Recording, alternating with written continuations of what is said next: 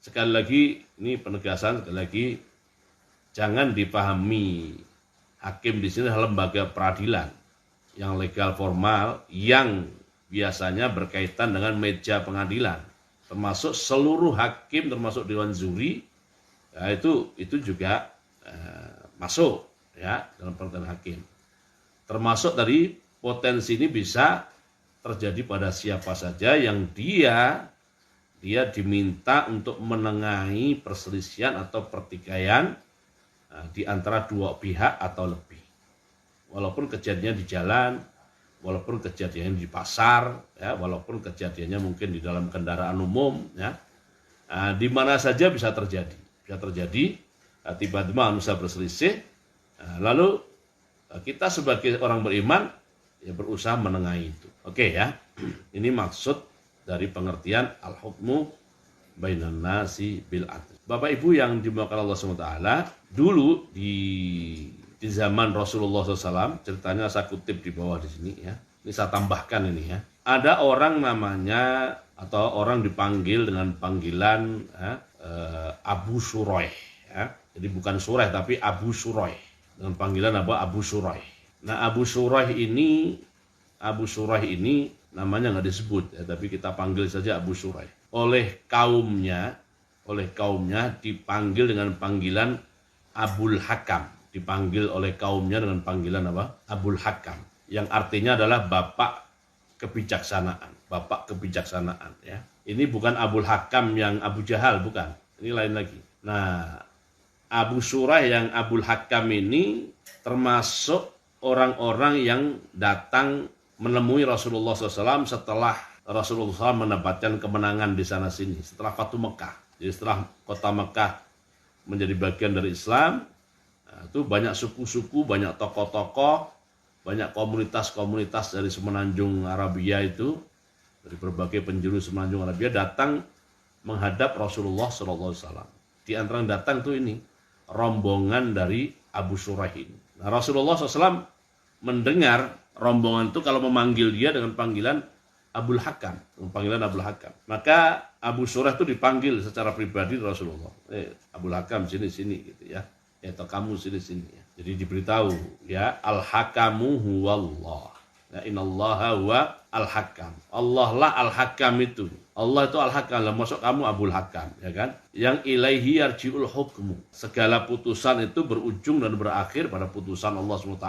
Ya, kenapa kamu diberi gelar Abul Hakam oleh kaummu? Maka dia bercerita, jadi kaumku itu kalau mereka berselisih dalam urusan apapun, mereka datang kepada saya, lalu aku kasih putusan mereka dan dua pihak, kedua-duanya puas dan ridho dengan keputusan saya. Nah, maka atas apa yang terjadi pada dirinya dari pihak kaumnya itu dipuji oleh Rasulullah. Rasulullah berkomentar, "Fama ahsana hadza." Wah, ini bagus, luar biasa. Ini bagus. Artinya pekerjaan itu lanjutkan gitu ya. Pekerjaan bahwa kamu menjadi rujukan kaummu untuk menyelesaikan segala bentuk pertikaian, itu lanjutkan, itu sangat bagus, luar biasa. Nah, terus famalaka minal walad, terus kamu punya anak siapa saja? Nah, kata Abu Shuraih itu, saya punya Shuraih yang tertua, lalu punya Muslim, lalu punya Abdullah. Nah, yang paling tua Shuraih. Rasul bersabda, kalau begitu mulai sekarang kamu dipanggil saja dengan panggilan Abu Shuraih. Dengan panggilan Abu Shuraih, tidak lagi memakai Abul Hakam. Tetapi tadi ya, posisimu di tengah kaum sebagai juru damai, juru penengah yang mendamaikan pihak-pihak yang berselisih dan mereka ridho, itu lanjutkan. Nah, itu ya. Jadi itu sesuatu yang positif, sesuatu yang bagus ya. Sesuatu yang bagus, positif, manakala kita bisa menjadi penengah atau juru damai untuk menyelesaikan berbagai pertikaian yang ada di tengah masyarakat. Dan kita harus berlatih walaupun skalanya kecil. Perselisihan anak-anak, mungkin juga kalau sudah jadi kakek, perselisihan antar cucu, ya kan? Nah, ini mulai dari situ kita mulai menjadi al-hakam bainan nas. Nah, berusaha untuk bil adli. Nah, kalau kita sudah bisa begitu, Bapak Ibu, itu bagian dari cara kita menjaga, memelihara, ya, bahkan menumbuh kembangkan serta menguatkan keimanan dalam hati kita. Oke ya. Jadi sekali lagi itu bicara tentang cakupannya dulu tadi. Bicara tentang cakupannya. Dalil-dalil yang dikemukakan oleh Syekh Nawawi Al-Bantani rahimahullah, itu ada kisah Nabi Daud, ya, fahkum bainana bil haqqi. Ada yang di surat Al-Maidah yang dalam konteks cerita tentang ahlul kitab, ya. Nah, ada yang surat An-Nisa 58 dan Al-Hujurat 59, ya. Saya akan sedikit bahas tentang yang An-Nisa 58 dan Al-Hujurat 59 ini. Yang pertama An-Nisa 58, ya. Ini ayat awal ayatnya berbunyi a'udzubillahi minasyaitonir rajim, innallaha ya'murukum an tu'addul amanat ila ahliha wa idza hakamtum bainan nasi an tahkumu bil adl innallaha ni'ma ya'idzukum bih innallaha kana sami'an basira. Ini adalah bagian dari ayatus siyasah, bagian dari ayat-ayat politik, ya. Dan 58 ini lebih banyak berbicara tentang politik seorang amir, politik seorang amir, ya. Karenanya sebagian ulama menamakan atau memberi nama An-Nisa 58 itu dengan nama Ayatul Umara. Nah, Ayatul Umara itu kalau berdasarkan klasifikasi dan kategori dari Ibnu Taimiyah rahimahullah, ya, itu 3 poin besar. Yang pertama adalah, ya, berkaitan dengan masalah power sharing, bagaimana dia sebagai amir dia bagi-bagi kekuasaan dan jabatan, ya. Yang kedua, bagaimana dia seorang amir mengatur masalah pendapatan dan belanja, ya, di bawah keemirannya atau kepemimpinannya itu, sumber dana didapat dari mana dan dibelanjakan kemana. Dan nah, yang ketiga ini adalah wa idza hakamtum bainan nas an tahkumu bil adl. Berarti hakim di sini ini pekerjaan yang melekat pada jabatan. Tapi sekali lagi ini tidak bermaksud menafikan cakupan hakim yang tadi sudah kita jelaskan. Jadi maksudnya ayat ini, ya, lebih menjelaskan tentang ada peran-peran hakim, peran-peran sebagai juru penengah, sebagai juru putus, ya, juru damai yang melekat pada posisi jabatan. Ya, karena jabatannya itulah melekat fungsi itu. Walaupun mungkin lembaga peradilan itu sudah ada, lembaga-lembaga penegak hukum itu sudah ada, ya kan? Nah, tetapi ada sesuatu melekat pada dia. Nah, kaitannya dengan amir, tentu tanggung jawabnya lebih besar. Misalnya amir dalam arti presiden, maka dia akan membagi dan mendistribusi seluruh jabatan yang berkaitan dengan penegakan hukum. Maka sebagai seorang presiden yang beriman, tentu kalau bahasa kita sekarang, kalau dia ingin imannya tetap terjaga, terpelihara, bahkan tumbuh semakin baik sebagai seorang presiden, imannya tetap tumbuh dengan baik, maka saat dia bagi-bagi jabatan-jabatan yang berkaitan dengan penegakan hukum, dia harus memperhitungkan orang yang dia pilih, orang yang dia tunjuk itu nanti akan bisa memberi putusan, penengahan, dan penegakan keadilan secara adil atau tidak. Nah, kalau dia mengabaikan dalam terkutip pertimbangan itu, maka, ya, aspek keimanannya akan sedikit tergerus kalau dia mengabaikan pertimbangan itu. Aspek keimanannya akan tergerus. Nah, itu tentu kalau presiden gede sekali. Nah, di bawah-bawahnya mereka-mereka yang juga sudah diangkat oleh presiden sebagai tim ya, atau sebagai pemimpin institusi penegak hukum, itu kan ada distribusinya lagi, ada sharingnya lagi. Nanti masing-masing mereka pun juga begitu juga. Masing-masing mereka terkena juga. Sebagai orang beriman, kalau ingin iman mereka itu terjaga, terpelihara, gitu ya, bahkan tumbuh semakin baik, semakin kokoh, semakin kuat, maka dia untuk mengisi pos-pos sub dari posnya dia harus memperhitungkan orang-orang yang sekiranya orang itu nanti akan menjadi al-hakimu bainan nasi bil adli. Kalau tidak mempertimbangkan itu, atau dengan bahasa lebih ini, tidak beristihad dalam mempertimbangkan hal itu, maka aspek keimanannya ya akan tergerus dari sisi itu. Seberapa tergerusnya bergantung seberapa pelanggarannya. Begitu juga nanti sampai ke bawah-bawahnya, ya, Jadi satu jalur dari atas sampai bawah, seluruh jalur penegak hukum itu semuanya harus mempertimbangkan logika tadi. Orang-orang yang ditunjuk dan dipilih berdasarkan ijtihad dia adalah orang-orang dipandang akan mampu menegakkan, menyelesaikan pertikaian di antara semua manusia secara adil. Nah, ini An-Nisa 58 konteksnya seperti itu. Jadi wa idza hakamtum bainan nas antahkumu bil adl. Sampai turunan penegak hukum paling bawah, yang paling bawah dan paling kecil, walaupun tidak disebut sebagai penegak hukum tetapi membawa fungsi itu. Oke ya. Ini cakupan wallahu alam. Cakupan wa idza hakamtum bainan nas antahkumu bil adli.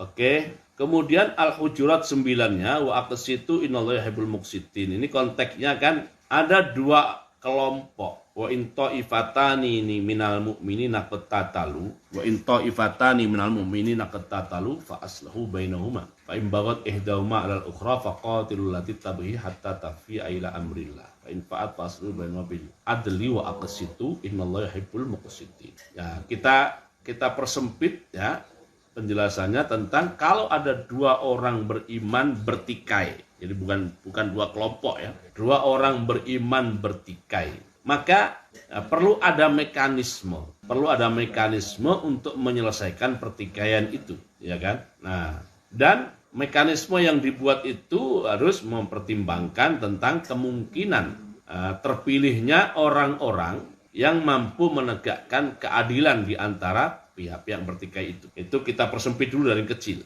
Begitu naik ke pertikaian itu tidak lagi menjadi dua orang tapi dua kelompok. Nah, dua kelompok tapi masih dalam satu organisasi ya, masih satu organisasi atau satu wadah. Maka di organisasi itu juga harus ada mekanisme.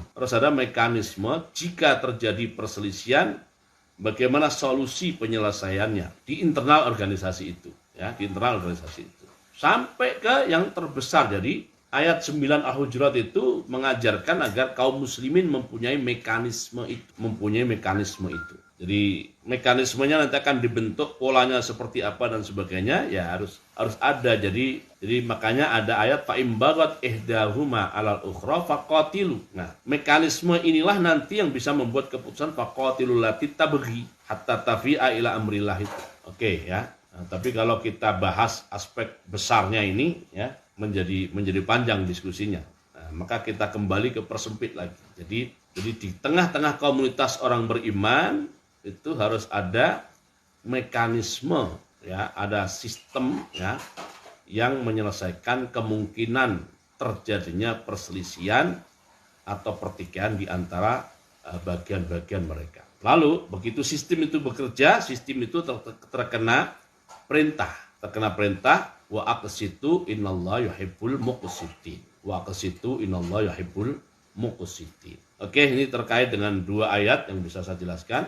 Yang Shad 22 dan Al-Maidah 45 tidak saya jelaskan ya. Terkait dengan dua hadis yang dikutip oleh Syekh Nawawi, untuk yang pertama ini hadisun munkar ya. Sebagai suatu hadis yang dinisbatkan kepada Nabi Muhammad SAW, maka penisbatan itu penisbatan munkar. Munkar itu adalah dhaif yang paling berat ya, Jadi mendekati maudhu ya. Oke, dari sisi penisbatannya kepada Rasulullah SAW. Tetapi ini saya kasih tambahan itu angka 2 tadi ya, yang ceritanya sudah saya sebutkan ya, saya tambah di sini. Qala Ibnul Mulaqqin ya, Tubufiya 804 bil badril munir fit takhrijil ahadits wal asar al waqi'ati fi syarhil kabir ya. Jadi Al-Imam Al-Baihaqi waktu sampai kepada tema tentang masalah tahkim ini, beliau tidak mengutip hadis ini ya, karena dalam pandangan beliau ini tidak bisa dijadikan sebagai hujjah. Nah, beliau mengutip hadis cerita tentang Abu Shuraih tadi yang intinya bahwa mengangkat hakam walaupun tidak dalam bentuk yang legal formal itu boleh-boleh saja, itu sah-sah saja, boleh-boleh saja dan sah-sah saja. Nah, Umar bin Khattab radhiyallahu anhu pernah berselisih. Umar bin Khattab Amirul Mukminin pernah berselisih dengan seorang A'rabi. Nah, maka Umar bertanya kepada Arabi itu, oke, kita berselisih nih, kita perlu mencari hakam, juru penengah, juru pendamai yang menyelesaikan perselisihan kita. Kamu ridho kepada siapa? Saya ikut, katanya. Akhirnya kata Arabi, saya ridho kepada Suraih. Suraih itu tadi anaknya yang Abu Suraih, ya. Suraih yang anaknya Abu Suraih, ya. Nah, saat itu pada dia, oke, setuju dengan dia. Nah, ini Umar sebagai Amirul Mukminin bertahkim kepada seorang yang bukan legal dan bukan formal. Bukan legal, bukan formal, tapi disepakati oleh pihak yang satunya yang sedang bertikai. Maka bertahkimlah Umar pada dia dan kemudian mendapatkan solusi atas penyelesaian diberikan oleh Suraih. Nah, setelah itu baru Umar bin Khattab mengangkat Suraih secara legal dan formal menjadi hakim, menjadi salah seorang hakim negara. Tapi Umar bertahkim kepadanya sebelum status Suraih adalah legal formal. Nah, jadi begitu Bapak Ibu, ya. Jadi dibenarkan gitu ya, dibenarkan kita bertahkim dalam arti mengangkat orang tertentu untuk menyelesaikan pertikaian. Nah, yang penting antara kita dengan kepada siapa dia berselisih kita sepakat. Oke, kita sepakat bertahkim pada dia dan kalau dia buat putusan apapun kita setujui keputusannya. Nah, supaya ada penyelesaian, supaya perselesaian itu tidak berlarut-larut. Oke, itu tentang hadis ini ya. Dan hadis Ibnu Mas'ud radhiyallahu anhu, la hasada illa fisnataini, ya. Ya, singkatnya adalah bahwa kalau ada orang punya hikmah, dengan bahasa lain punya kebijaksanaan dan punya kemampuan untuk menyelesaikan pertikaian secara baik, orang yang seperti itu perlu ditiru, singkatnya begitu. Perlu ditiru dan diteladani, ya, diikuti, ya, tanpa harus hasad kepada dia. Lu kok tanpa harus hasad? Hadisnya mengatakan la hasada illa. Ya, makna hadis la hasada illa itu adalah ya kita meniru, menteladani, berbuat seperti yang dia lakukan tanpa harus hasad kepada dia. Itu maknanya. Wallahu alam. Mungkin ini dulu Bapak Ibu sementara yang bisa kita bahas dari kitab Qami'ut Tughyan Syarah Manzumat Syu'abil Iman, ya. Kita cukupkan sampai sini dulu, ya. Kita tutup dengan doa penutup masjid dan surat Al-Asri. Subhanakallahumma bihamdika asyhadu an la ilaha illa anta astaghfiruka wa atubu ilaik. Bismillahirrahmanirrahim. Wal asri innal insana lafi khusr illa alladzina amanu wa 'amilus shalihat wa tawassaw bil haqqi wa tawassaw bis sabr. Assalamualaikum warahmatullahi wabarakatuh.